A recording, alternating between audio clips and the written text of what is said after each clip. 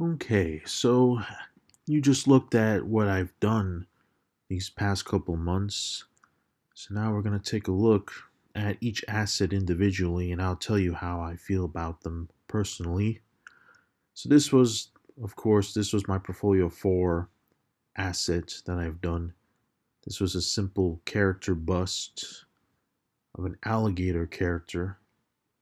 The specific industry that I'm trying to go for is of course character modeling, but I'm mainly going for a certain style of character, usually the vibrant and cartoony like characters that you would see in games that are made by companies like Toys for Bob, for example. I think they've done a great job with a lot of those fictional cartoony characters like animals and creatures and even more human like characters as well. So that's the kind of style that I'm going for here. As you can see, this is the finished, textured, painted bust of the lizard character that I did. This was done, I think, in a later class actually. This was like the texture painting one. I think he turned out pretty good. This is also the resurfaced version, so you can see some of the polygons there as well. I was missing the interior of the mouth though, unfortunately, here, but I really do like how the texturing came out on him. I did that all in Substance Painter. The overall form and shape of the character isn't too bad. You can see there is some glitches though. There's some UV problems on the shoulder pad here, as you can see. So some areas definitely could have been better. The overall poly paints probably could have also been a little better on the straps and perhaps more breakup on the scales there on the top part. So we move on to the next portfolio class. This is of course this was actually the production modeling course, which they kind of told us to treat it like it's a portfolio class. So for this one, I sculpted a brand new asset. This is the shark character. This one, I think, turned out all right. I think he probably could have been a little better. I do like how the retopology came out on him, though. I think that actually looks pretty good, even though the arms are separate from the body. I have this weird tendency to model in pieces like this. I find it more easy to do it that way, but it does kind of make it probably harder to pose those around.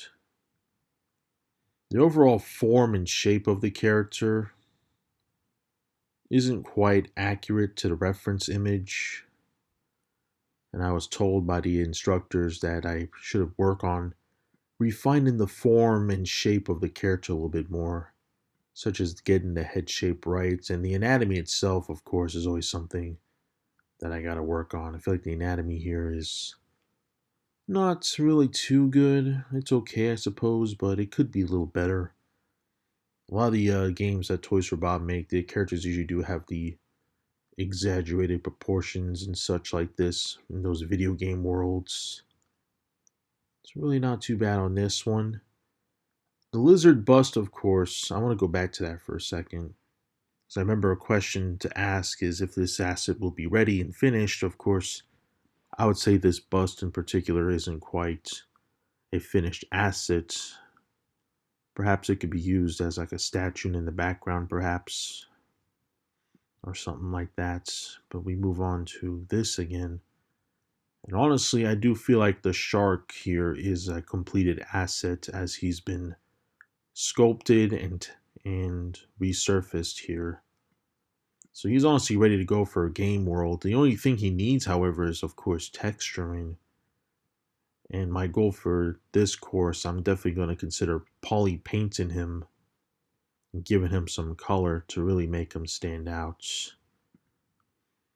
My last portfolio class, portfolio 6, this is where I think I had the most fun, as I did this really cool lobster-like character, and I really like how this one came out, honestly. When it came to the last guy, the shark, I kind of feel like he could have been better.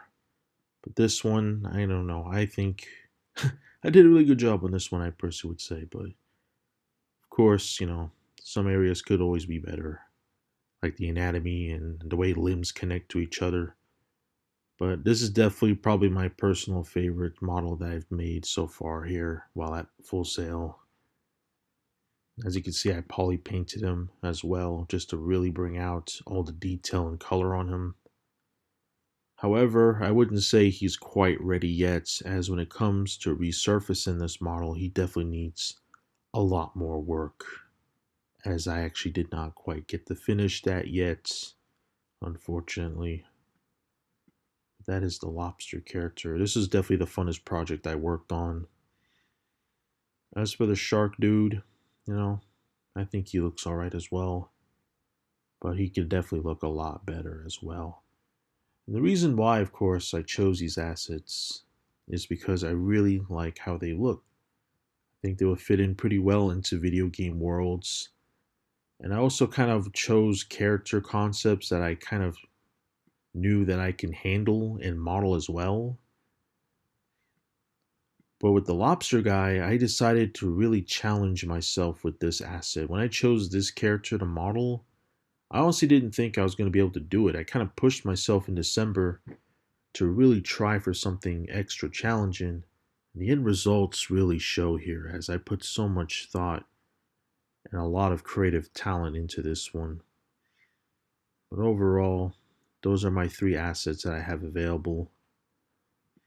So looking back once again, the first asset's a bust. Missing the interior of the mouth, but overall it's resurfaced and textured. The second asset, the shark, is fully sculpted and resurfaced and needs texturing and anatomy refinements to make him look better and more accurate to the reference. And the lobster dude is fully sculpted and colored and textured.